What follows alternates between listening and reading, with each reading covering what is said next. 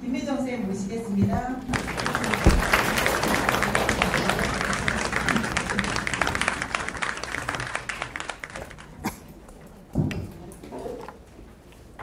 네, 먼저 인사부터 드리겠습니다. 안녕하세요. 진심을 다하는 국어영어 강사 김정입니다. 반갑습니다. 한번 이야기를 시작해볼까요? 네. 어제 그저께죠. 저희 아이들 첫 번째 시험을 봤잖아요. 어떻다고 이야기하던가요, 어머니? 쉬웠다고 이야기하지 않나요? 네, 맞아요. 자, 그럼 지금부터 잠깐 어머니들께 자랑 타임 한번 드려보도록 하겠습니다. 눈 좀 감아주세요. 우리 아이 이번 시험 국어 100점이다. 손 들어주세요.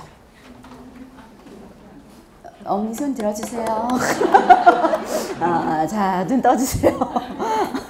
아이 참 당당하게 자랑할 시간을 드렸는데 아이 참 네 어쩌죠? 네, 자 일단 저는 항상 이제 이런 설명회 자리에 오면 여기 모여 계신 분들의 시간을 더해봐요. 뭐 설명회를 가거나 뭐 강연을 가거나 이렇게 하면 그 시간만큼을 내가 굉장히 의미 있게 만들어 드려야 되겠다라는 생각을 하고 항상 이 자리에 오거든요. 그리고 뭐 좀 전에 센터장님께서 말씀하셨듯이 뭐 이런 자료들도 뭐 그런 흔적이라고 보시면 될 것 같아요. 잠시 후에 이 자료를 어떻게 사용하면 좋은지 이런 이야기들을 한번 드려보도록 하겠습니다.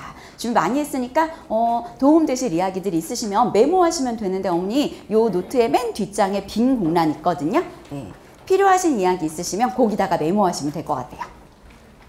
이야기 시작해볼게요. 네. 일단 우리 아이들이 시험이 쉬웠다라고 이야기하는 건 저희가 숫자로 확인할 수 있을 것 같습니다. 이건 확정은 아니고요. 저희가 항상 예상 등급컷을 이야기하죠. 지금 현재 화작 같은 경우에는 96점 정도, 그리고 언매 같은 경우는 93점 정도를 1컷으로 예상하고 있습니다. 물론 여긴 예상 등급컷이니까 조금 차이가 날 수도 있겠죠. 그리고 뭐 2등급 같은 경우에는 뭐 3등 같은 경우에는 요 정도 점수대로 지금 현재 추정 중이고요. 근데 이 숫자만 봐도 어쨌든 숫자가 높잖아요. 그래서 쉬웠던 게 맞나 보다 라고 생각하실 수 있을 것 같아서 제가 비교군을 하나 더 가져왔거든요. 작년 수능입니다. 작년 수능이 그렇게 어려운 시험은 아니었다라고 많이 들으셨을 거예요. 작년 수능에 화작 1컷이 94였어요. 근데 이번에 그거보다 더 올라갔죠. 작년 수능에 그렇게 어렵지 않았어. 언매 1컷이 91점이었는데 이번 그거보다 더 높았습니다. 그래서 이번 시험은 어쨌든 조금 평이한 시험이었다라고 이야기할 수 있을 텐데 이제 문제는 이거잖아요. 6월이 쉬우면 그럼 수능이 쉬워? 그건 또 아니잖아요. 자, 그렇다면 우리는 왜 쉬웠지? 그럼 앞으로 우리는 공부를 어떻게 해야 되지? 뭘 해야 하는 걸까? 라는 내용들을 같이 한번 말씀을 드려보도록 하겠습니다. 일단 우리 아이들이 시험 끝나고 나서 쉬웠어요 라고 이야기하는 이유가 뭐 때문이냐면 공통, 특히 독서 때문이에요. 그러니까 우리 아이들이 이번 시험 너무 어려웠어 라고 이야기할 때 기준은 대부분 독서가 차지하는 경우들이 많거든요. 비문학이 너무 길게 나오거나 비문학이 너무 어렵게 나오거나 이렇게 되면 우리 아이들이 몰라 너무 어려웠어 라고 되는데 이번 시험에 보시면 비문학 괜찮았을 겁니다. 문학 괜찮았을 겁니다. 왜 괜찮았는지는 잠시 후에 표로 보여드리도록 할게요. 어려웠다면 언어가 좀 어려웠어요. 그건 잠시 후에도 확인해 볼 수 있을 텐데 제가 이걸 첫 번째 써드린 이유가 뭐 때문이냐면 우리 아이들이 공통부터 많이 푸나요? 선택부터 많이 푸나요? 그죠? 선택부터 많이 풀 거예요. 근데 이번에 언어도 엄청 까다로웠는데 뒤에를 넘겨서 아이들이 이런 표현 써도 될까요? 날로 먹는다고 생각하는 매체가 있어요. 이렇게 틀려오면 무슨 저 매체에서 틀려서 뭐 이러면서 하는 그런 매체가 있거든요. 매체도 시간이 오래 걸렸어요. 그러니까 아마 집에 와서 엄마 나 언매할 때 시간 너무 오래 걸렸어 라는 이야기 한 친구들 꽤나 있었을 거예요. 거기에서 시간을 많이 잡아먹으니까 나 원래 15분 컷 해야 되는데 13분 컷 해야 되는데 언매에서 20분 걸렸어.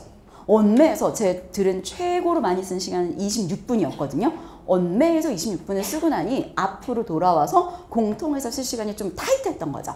그래서 약간 그런 시간 운용이 좀 관건이었다라고 이야기할 수 있을 것 같고요. 그리고 선지 하나. 제가 아까 매체가 그렇죠. 어렵지 않았어요 라고 보통은 어렵지 않은데 이번에 시간이 오래 걸렸어요 라고 이야기했던 이유가 뭐냐면 판단 요소가 되게 많아. 하나 그래서 그것 때문에 시간이 오래 걸리는 약간 수학으로 비교하면 되게 계산식 더러운 문제라고 해야 되나? 그 문제가 되게 사고를 측정하는 시험이라기보다는 하나하나를 따져야 되는 그런 시간이 오래 걸리는 문제들이 많았는데 문제는 이겁니다.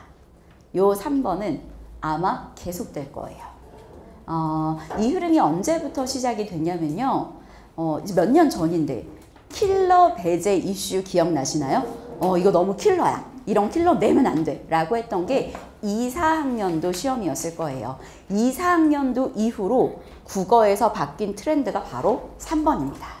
물론 2, 4학년도만큼은 아니지만 어쨌든 선지에서 판단 요소들을 늘려서 풀이 시간을 늘리는 이런 것들은 아마 2, 4의 수능에서도 그리고 2, 5의 6, 9 수능에서도 그리고 이번 6평에서도 나온 걸로 보면 아마 이번 평가원이 지향하는 바가 될 가능성이 아주 높겠죠. 자, 그럼 영역별로 조금 더 들어가서 살펴볼게요. 독서입니다. 자, 이번 독서의 지문은 원래 독서는 항상 이렇게 지문이 4세트 구현되거든요. 네, 이 4세트 궁금하시면 언니 제가 어디에 넣어놨냐면요. 교재 맨 앞 페이지 보시면 있어요. 5페이지에 있을 겁니다. 밑에 쪽수 쓰여 있죠, 언니? 예. 그냥 화면 보시면서 보시면 돼요. 네. 여기 보시면 제가 독서 지문이 이렇게 총 4개의 지문이 출제가 됐는데 독서로는 굉장히 쉽게 출제돼요. 평균 정답률이 항상 90% 이상이기 때문에 저희가 이제 흔히 야 이거 눈이 있으면 다 맞아 라고 이야기하는 그런 문제들이거든요. 등급을 가르면 여기서부터죠. 자, 여기서 저희가 조금 살펴봐야 되는 유의미한 게 있으니까 어머니 지금 5페이지 다 보셨죠? 거기 4번에서 9번 세트에 별표 한 번만 쳐주세요. 굉장히 유의미한 변화입니다. 자, 왜 유의미한 변화인지 말씀드릴게요. 자, 좀 봐주세요. 혹시 알고 계시? 뭐 테스트 해볼까 언니? 가나 지문은 항상 어떤 영역에서 출제될까? 어느 갈래에서?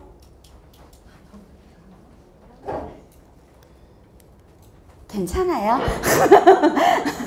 괜찮아요. 우리가 보는 수능이 아닌데 뭐 보러 쓰이지? 이제 알면 되지. 네. 자, 가나 지문은 항상 인문 지문으로 출제가 됐어요. 왜냐하면 인문 지문이라는 게 누군가의 생각이나 관점이잖아요. 그러니까 어떤 사람은 가에서 블라블라블라블라 하고 말해요. 나에서 그러나 다른 사람은 블라블라블라블라 하고 말해요. 보통 이게 늘 출제되던 평가원의 가나 지문이었거든요. 2학년도 이후로 가나 지문은 항상 인문 지문에서 출제가 됐어요. 물론 드물게 2번 정도 예술에서 출제가 됐고 그 외에는 항상 인문에서 출제가 됐는데 사회에서 나왔어. 그리고 원래 평가원은 계속해서 사회 지문에서 법 수능에서 법 경제 이 루틴이 계속 반복됐었거든요.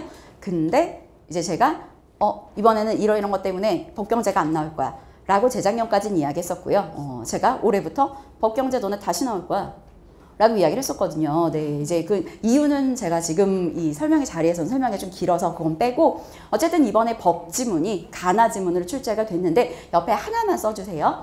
28 개정 수능. 우리 아이와는 상관이 없겠죠. 현 고1이 보는 수능입니다. 현 고1이 보는 28 개정 수능. 이때 수능 많이 바뀌거든요. 뭐 통합과 통합사 얘기 많이 들어보셨죠. 요 수능이 이렇게 바뀔 거야 라는 평가원은 수능이 바뀔 때 항상 예비 시행 문제를 선을 보여요. 이번에 이렇게 바뀌어 라는 그 예비 시행 문제를 선을 보이는데 되게 재밌었어요. 왜냐면 거기서 가나가 사회 지문 그리고 법 지문으로 나오거든요.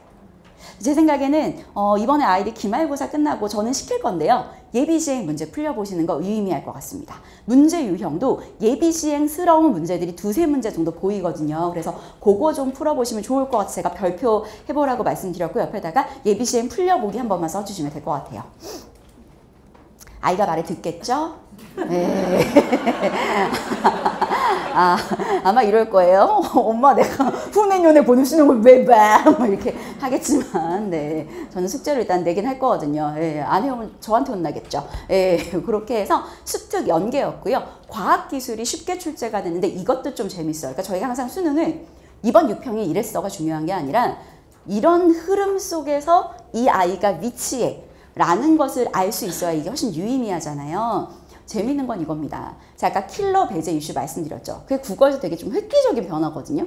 왜냐하면 그 킬러 배제 이슈 딱 예시로 들었던 게 뭐였냐면 생명체의 기초대사량과 관련된 지문이었어요. 정답률이 무려 19%였습니다. 자, 저희가 산술적인 계산을 해볼게요. 선택지가 총 몇 개죠? 5개. 찍어볼까요? 똑같은 확률로? 똑같은 확률로 찍으면 몇 프로가 나와야 되죠? 그쵸. 그거보다 낮게 나온 거예요. 생명체의 기초대사량. 그 전에 항상 국어에서 킬러는 과학기술이었어요. PCR 지문 악명 높거든요. 뭐 키트 지문 아이들 어려웠거든요. 생명체 기술 지금 제가 말씀드렸잖아요. 항상 아이들의 발목을 잡는 생명 지문이 나왔는데 그때 딱 킬러 문제로 그거 예시 나오고 나서 그 뒤로 생명 한 번도 나오지 않았습니다. 그럼 그 자리를 뭐가 차지했냐? 바로 화학이 차지했어요. 작년에도 화학이 출제됐고요. 그 전에도 화학이 출제됐고요. 이번에도 살펴보실까요? 수소의 저장, 분자 원자 얘기 나오는 내용이에요. 화학 지문. 그러니까 이런 얘기를 드리는 이유는 옆에다가 써주시면 좋을 것 같아요. 화학 지문. 최소한 EBS에 있는 화학 지문 정도는 아이들이 풀어보는 것을 추천드립니다. EBS 연계 굉장히 높거든요. 대신에 이번 EBS 같은 경우에는 여기에 보시면 제가 쪽수를 괜히 써드린 게 아니겠죠? 자, 이쪽으로 오시면 화학 지문이긴 한데 요 지문은 마지막 단락 정도만 연계였어요. 자, 제 말씀을 다시 한번 제가 들어보시겠어요? 이 지문은 마지막 단락 정도만 연계였어요. 그럼 다른 지문은 굉장히 연계가 크게 느껴졌다는 이야기겠죠. 어떤 지문 굉장히 크게 연계가 느껴졌냐면 이 마지막 인문 지문 플로리디의 정보 철학이라는 지문이 있어요. 이 지문은 집에 가서 아이에게 꼭 수특 족수를 확인해 보라고 해주세요. 거의 내용 재구성 수준의 연계입니다. 이거 너무 비슷한데? 이 정도면 그냥 거의 비슷하게 쓴 거 아닌가? 할 정도로 체감 난이도가 아주 높게 출제가 됐습니다. 그럼 이렇게 말씀을 드리면 자 정리가 될 수 있겠네요. 굉장히 체감이 높게 나왔구나. 부분 연계된 요 과학기술 지문부터 시작해서 굉장히 전체가 거의 연계된 인문 지문까지 굉장히 연계가 높게 체감이 됐구나. 그리고 가나 지문이 항상 인문이 나왔는데 이번에는 어떤 주제 통합으로 출제가 됐구나. 그리고 아까 제가 말씀드렸을 거예요. 선지에 혹시 기억하시나요? 무슨 요소가 많다라고 말씀드렸죠? 판단 요소가 많아서 시간 오래 걸린다고 말씀드렸죠. 맞습니다. 지문이 평이할수록 굉장히 키워드 위주의 잔상 독해를 주의해야 해요. 근데 요거는 사진 한 장만 찍어주시면 좋을 것 같아요. 찍으시고 나면 제가 설명 이어갈게요.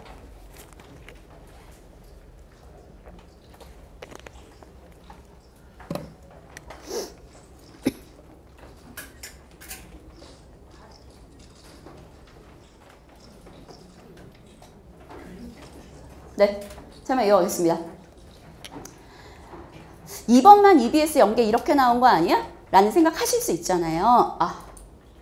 올해 발표했어요. EBS의 체감 난이도를 더욱 높이겠다. 자, 그런데 재밌는 사실은 이겁니다. 우리 아이들이 가장 많이 틀린 문제에 첫 번째로 꼽히는 문제가 바로 16번. 16번이 뭐와 관련된, 좀 이따 보여드릴 거예요. 16번이 뭐와 관련된 지문이냐면 이거예요. 제가 조금 전에 수특 문제를 꼭 아이들에게 비교해보라고 말씀을 드렸잖아요. 아는 지문이거든요. 근데 틀려. 우리 애들이 저한테 무슨 얘기하냐면 선생님 제가 다 아는 지문이거든요. 근데 자꾸 틀려요. 그럼 제가 꼭 거꾸로 말해주는 게 있어요. 그치. 너 내신할 때 아는 지문 나와 모르는 지문 나와? 아는 지문이요. 근데 다 맞아? 아니요. 똑같은 거야. 그럼요. 아는 지문이 나온다고 다 맞는 건 아니거든요. 그럼 우리는 어떻게 읽어야 되냐? 평가원은 계속해서 아마 이렇게 낼 거라고 말씀드렸어요. 네. 작년에도 독서 이론 빼고 3개 연계. 작년 6월에도 작년 9월에도 작년 수능에도 전부 다 연계였습니다. EBS 독서 연계 지금 굉장히 아이들에게 체감되게 출제되고 있고요. 저는 그래서 수업 시간에 아예 EBS 숙제를 내요. 제가 EBS를 수업을 할 수는 없어요. 저작권 때문에. 대신에 그 지문들에 관련된 자료들을 주고 숙제 검사를 하고 계속 공부를 시키는 이유는 이렇게 연계가 많이 나오기 때문입니다. 자, 그럼 여기서 한 번 더 평가원으로 생각을 바꿔볼까요? 나 EBS 연계 많이 한다고 했어. 그래서 애들이 EBS를 되게 많이 풀어. 되게 많이 봐. 그럼 등급 레벨링은 어떻게 하죠?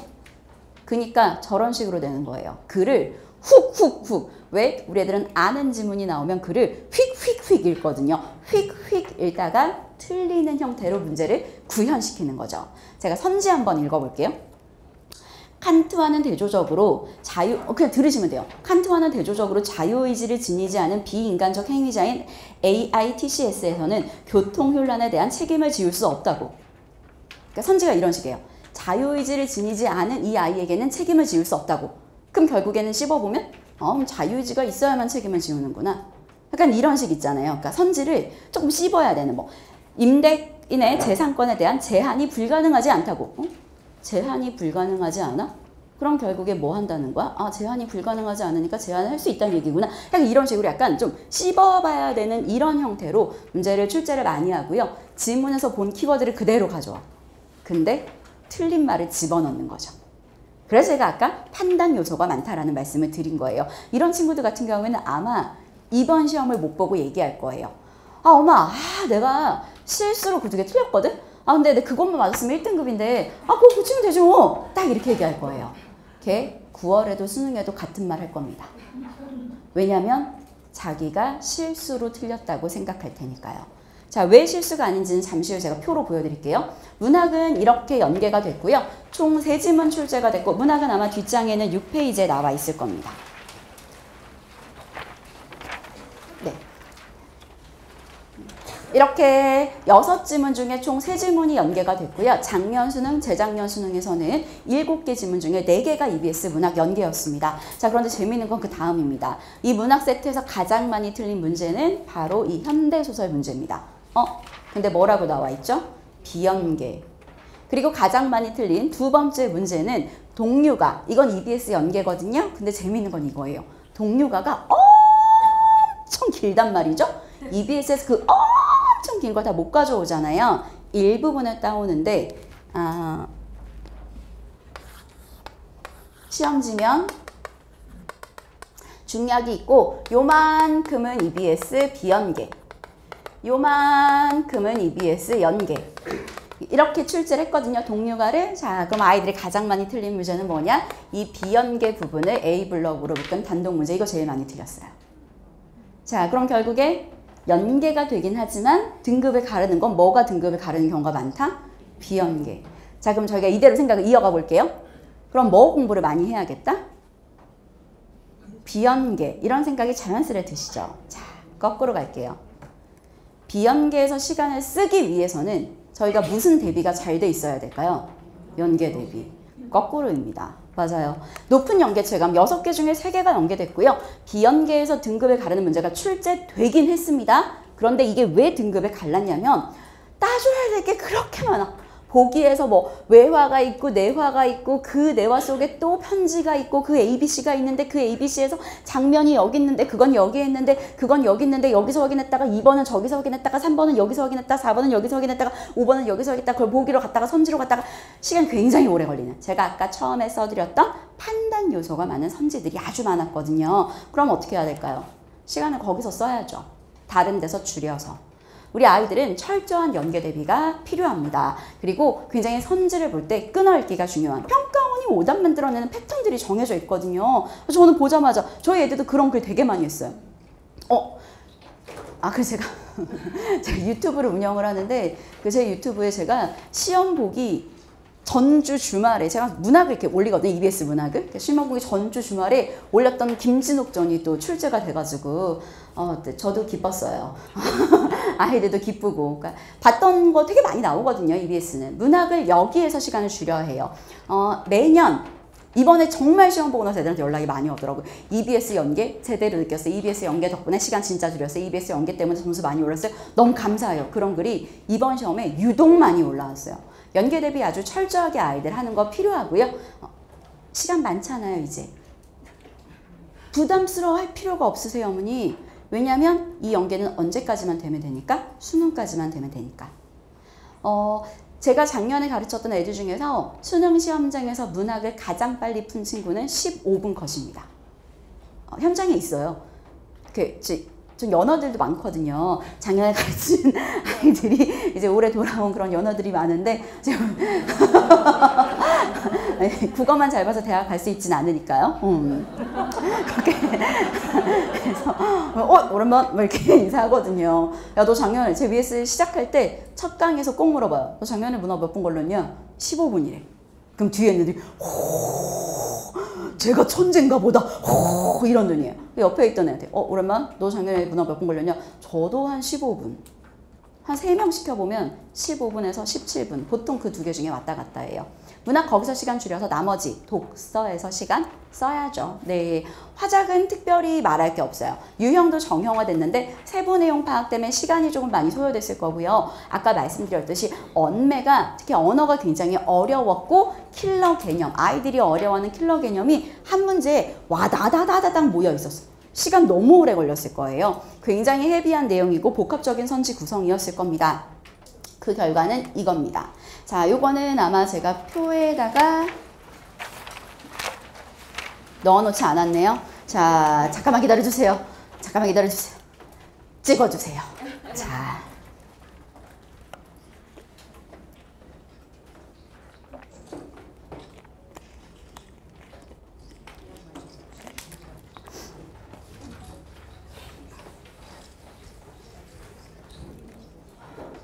되셨죠? 아이들이 가장 많이 틀린 오답률 베스트 5입니다. 네, 가장 많이 틀린 문제 한번 살펴보실까요?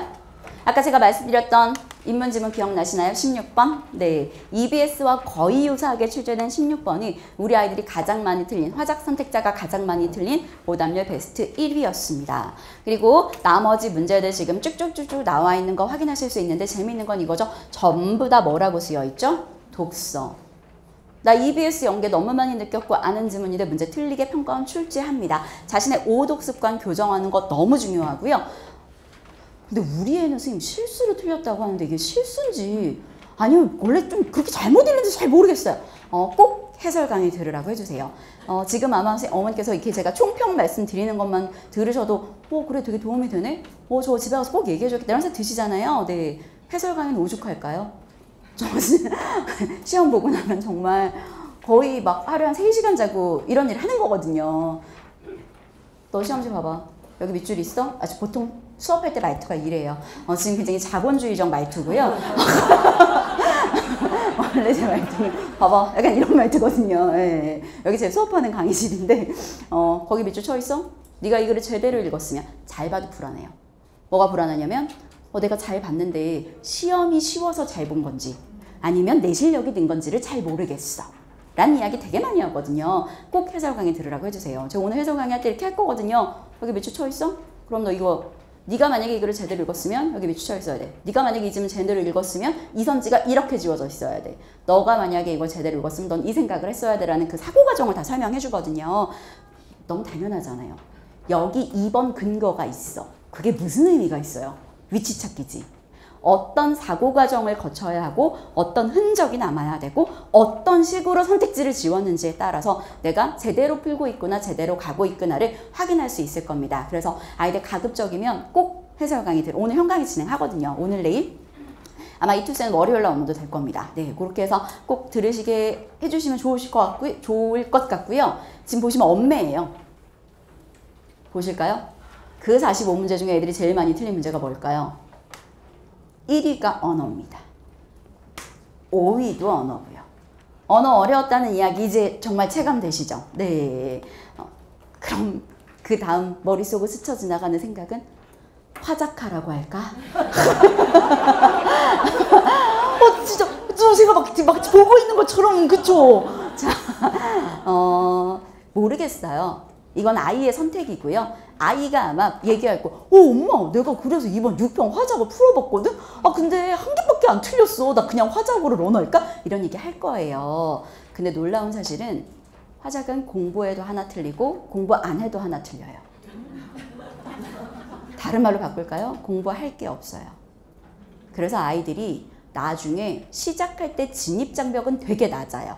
왜냐면 그냥 풀어보면 하나 틀리거나 진짜 많이 틀려도 2개. 운 좋으면 다 맞아. 그러니까 뭐야 공부를 안 해도 다 맞잖아. 이러잖아. 그 공부를 하면 얼마나. 근데 공부할 게 없어요. 그러니까 나중에 어떻게 돼?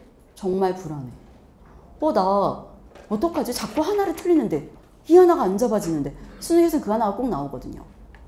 그리고 항상 뚜껑을 열어보면 언매랑 화작 똑같은 점수에서 표준 점수가 언매가 4점 정도 높게 나옵니다.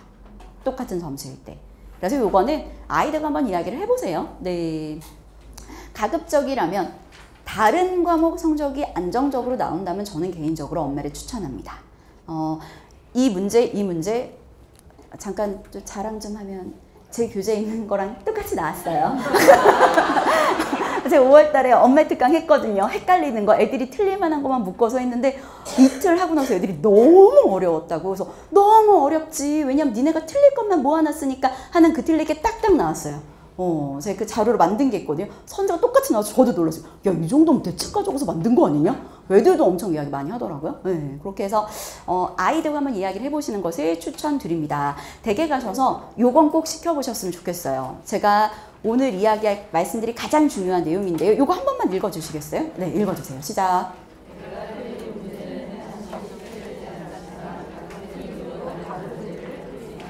이게 오답 정리의 목적입니다. 많은 친구들이 얘기할 거예요. 국어 오답했니? 아, 엄마 이거 안 나오는데 왜? 아, 엄마 내가 실수로 내가 한두 개 틀린 거지. 아, 나 국어 괜찮아. 얘기할 거예요. 무슨 소리예요? 그 한두 개가 이번에도 다음에도 그 다음에도 발목을 잡을 텐데요.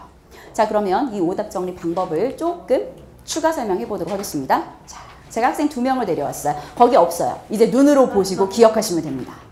학생 2명이 있고요. 이 2명은 둘 다 94점을 받았습니다. 잘 봤네요. 자, 그런데 이 2명 94점이면 국어는 2개 아니면 3개 틀렸거든요. 2점짜리 3개, 3점짜리 2개 틀렸을 겁니다. A가 틀린 문제의 정답률과 B가 틀린 문제의 정답률을 가져와 봤어요. 자, 이 A와 B 틀린 이유가 같을까요? 다를까요? 진짜요? 왜요? 지금 정답률이 몇 프로죠? 얘는 아마 정말로 뻘짓했을 거예요. 정답률이 99%라는 이야기는 전국에 틀린 애가 1%, 우리 애. 바로 그 얘기거든요. 정말 저런 친구들은 아마 실수했거나, 저 나가서 얘기해 주시면 안 될까요? 나가서 얘기해 주시면, 네, 감사합니다. 네. 실수했거나 아마 남들과 사고가 다를 가능성이 좀 높아요. 그런데 오른쪽 친구, 저희가 국어에서 어떤 문제가 정답률이 좋은 문제라고 이야기하냐면 정답률 70% 이하의 문항들 되게 좋은 문제라고 얘기하거든요. 왜냐하면 아이들을 매력적으로 낚아댄 거예요. 아마 이 친구는 자기는 실수라고 생각하겠지만 평가원의 트랩에 걸렸을 가능성이 아주 높을 겁니다. 자, 저희가 똑같은 문제를 한번 더 들어가 볼게요. 어머님들은 푸실 수 있습니다. 이 문제의 정답을 저희가 지금 풀어볼까요? 이 문제의 정답은 몇 번일까요?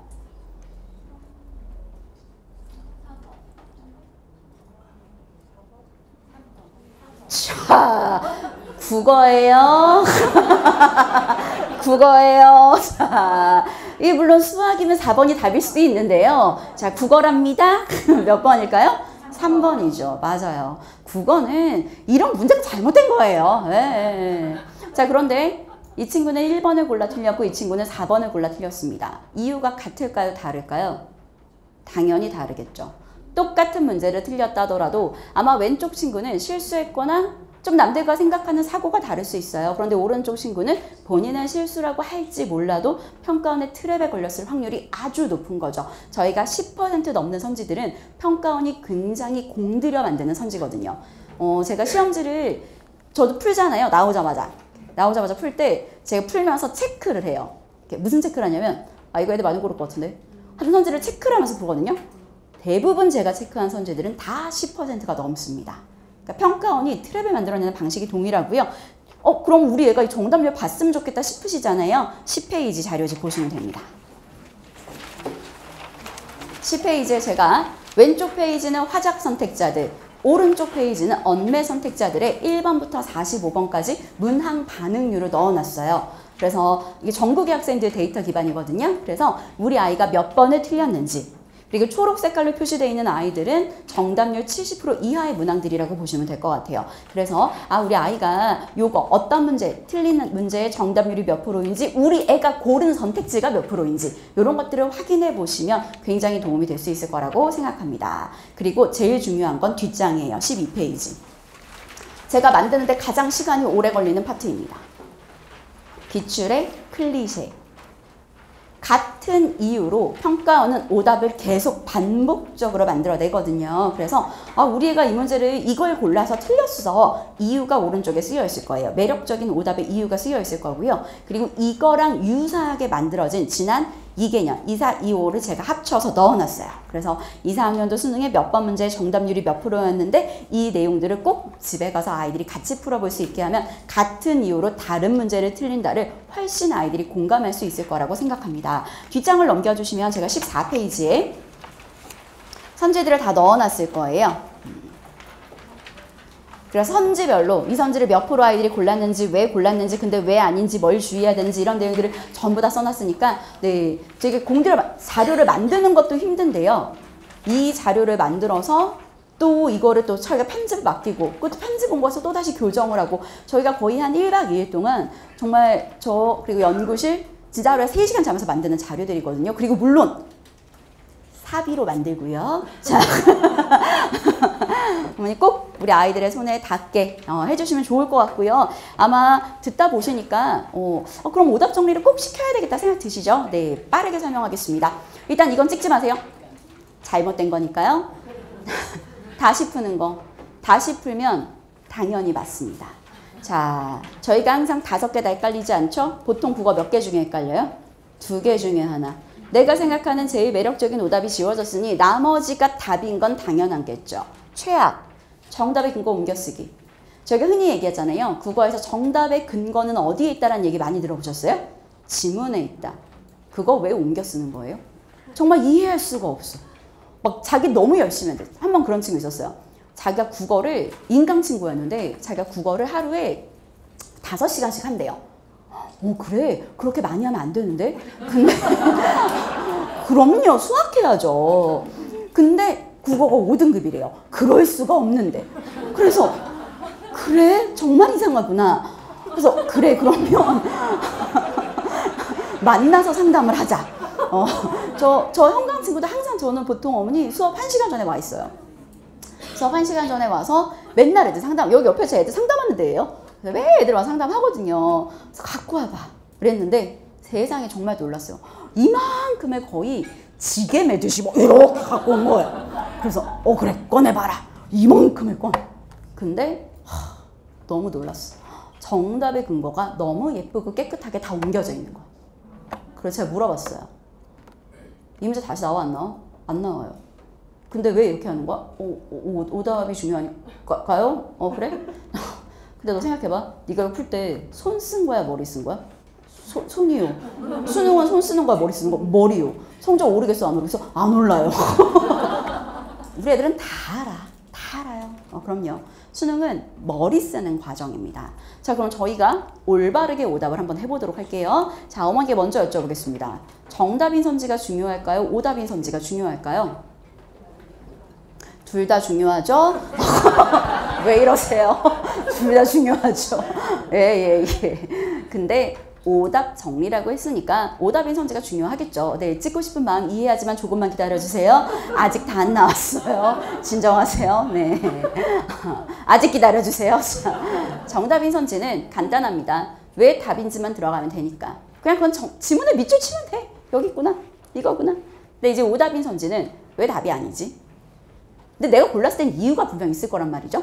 어떤 부분을 흘려 읽었을 수도 있고요. 조건을 파악하지 못했을 수도 있고요. 개념어를 오독했을 수도 있습니다. 그럼 앞으로 어떤 걸 고쳐야 되지? 라는 이 해결 방안까지. 이게 오답 정리인데 잠깐만요. 제가 이걸 시키면 우리 애들이 또 이걸 아주 열심히 써요. 1. 답이 아닌 이유. 2. 근데 왜 골랐는지. 그걸 45번 쓰고 있어. 왜 쓰는 거야? 팔 아파. 결론만 써. 제가 맨날 얘기하거든요. 사고 과정은 이렇게 흘러가야 된다는 이야기죠. 네, 이제 찍으세요. 이제 찍어주시면 됩니다. 오래 기다리셨어요. 예.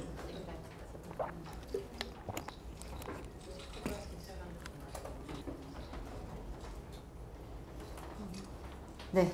이제 여러 번 찍으신 어머니들께서 이제 요령이 생기셔서 앞에 어머니를 찍고 나면 이제 찍어야지 거의 파도 타기 보는 느낌이었어요 지금. 네, 샘플을 제가 한번 가지고 와봤고요. 저희 제자입니다. 이 친구를 가져온 이유는 이 확대 컷인데 이걸 보시면 아실 거예요. 이 친구가 98점 3평이었는데 98점이었거든요. 잘 봤잖아요. 제가 얘를 왜 가져왔는지 여기 보이시죠? 깜짝 놀랐어. 하나 틀렸는데 헷갈린 걸 다 해온 거예요. 그래서 제가 물어봤죠. 주영아, 왜 이렇게 했어? 근데 그 친구가 저한테 뭐라고 했냐면, 선생님, 제가 운이 좋아서 시험장에선 얘네들을 다 맞긴 했지만 까딱 잘못했으면 틀린 문제였잖아요. 수능에서 이런 일이 있어서는 안 되기 때문에 여기까지 오답 정리를 했어요. 이런 마인드인데 누구 집 아들이야? 누구 집 아들? 네, 아들이에요. 그게 더 놀라워.